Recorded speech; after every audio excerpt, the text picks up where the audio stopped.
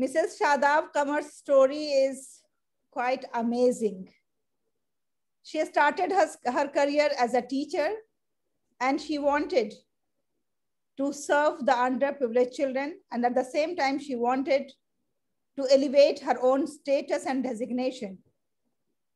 She was serving in the government school, and she was asked that if she can go to door and prepare the children to study in the school, the management can start a new school in that locality where she is going to be the head. And she went to each and every house in that locality, convincing them, advocating them, motivating them to send their children for their study, because that was a slum area and it was not possible to convince them. With great difficulty, she was able to manage 19 students, and she started teaching under a tree. And I'm talking about capital city, Delhi, and NCR. I'm talking about NCR. And then gradually she has started, those 19 children started bringing more children. And now currently she has a full-fledged building built by the government, and she is the principal of that school. And there are more than 400 children studying. Hats off to you, Mrs. Shadab Kamar, and we all are eagerly waiting to listen to you. Shadab साहिबा, आपसे दरख्वास्त है कि आप हम सबको अपने ज़री ख्यालात से नवाजें। शुक्रिया, आदाब एंड हेलो एवरीबॉडी।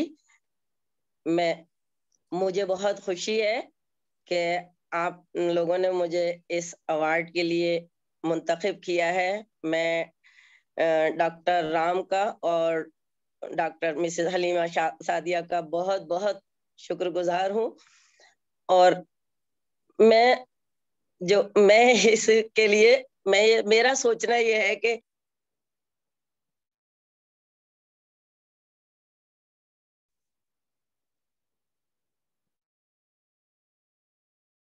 अपने स्कूल में मैंने 8 मार्च को जो अपने स्कूल में एक प्रोग्राम रखा है, जो हमारे यहाँ ज्यादातर बच्चे जो आते हैं वो ये बर्तन धोने वाली और घर में काम करने वाली ऐसी लेडीज के बच्चे आते हैं। तो हम लोगों ने उन लोगों को सम्मानित करने के लिए कल 8 मार्च को एक प्रोग्राम रखा है। उसमें हम उन सबको सम्मानित करेंगे, और जो बच्चे उनके रेगुलर क्लासेस में आते हैं, जो अटेंडेंस उनकी 100% या 90% होती है, हम उनकी माओं को सम्मानित करेंगे। इसलिए कि वो माएँ जो हर वक्त अगर वो चाहे तो वो घर में रहकर बच्चों से झाड़ू पोंछा करवा कर अपना काम थोड़ा सा अर्निंग कर सकती हैं, लेकिन वो भेजती हैं स्कूल में। और स्कूल में भेजने के बाद जब वो रेगुलर बच्चे आते हैं और उनकी परसेंटेज अच्छी होती है, उन्हें सिर्फ गाइड करने की जरूरत होती है, तो मेरा स्टाफ और मैं हर तरह से उनके लिए तैयार रहते हैं। और वो बहुत अच्छा गाइड करते हैं होते हैं बच्चे, और इतनी अच्छी पेंटिंग्स वगैरह बहुत अच्छी बनाते हैं, जिसके लिए सिर्फ बच्चों को अच्छे गाइडेंस की जरूरत होती है। तो हम ये कोशिश करते हैं अगर हम उनकी माओं को सम्मानित करेंगे तो उन्हें और हौसला अफजाई होगी उससे, तो उससे आगे बच्चे और आएंगे। हमने बराबर में अपने ऐसा करते हैं हम लोग कई बार कि एक एक बच्चे की जिम्मेदारी दे देते हैं कि भाई आप ऐसा करो, ये बच्चा स्कूल नहीं आ रहा है तो आप घर जाओ और इसकी प्रॉब्लम सॉल्व करो, क्या है उसकी कोई परेशानी है, वो क्यों नहीं आ पा रही है।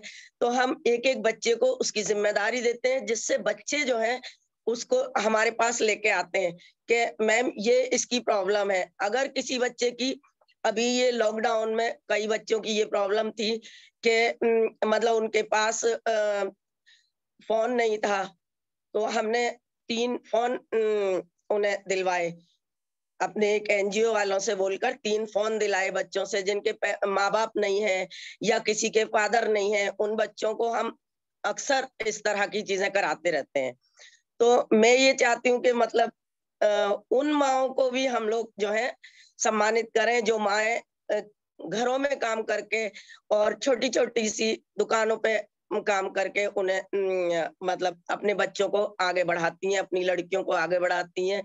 तो मैं इस दिन के लिए सभी माओं को मुबारकबाद देती हूँ। शुक्रिया.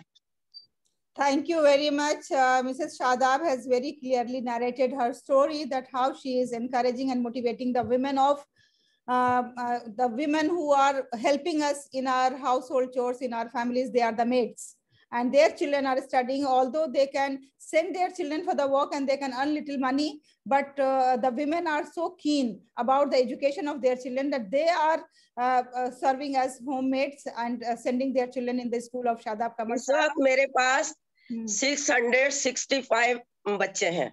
So now she is serving 665 children, and they are going to have one exhibition on 8th March, just to empower those women who are the housemaids and those who are helping us. Thank you very much, Shadab Sahiba.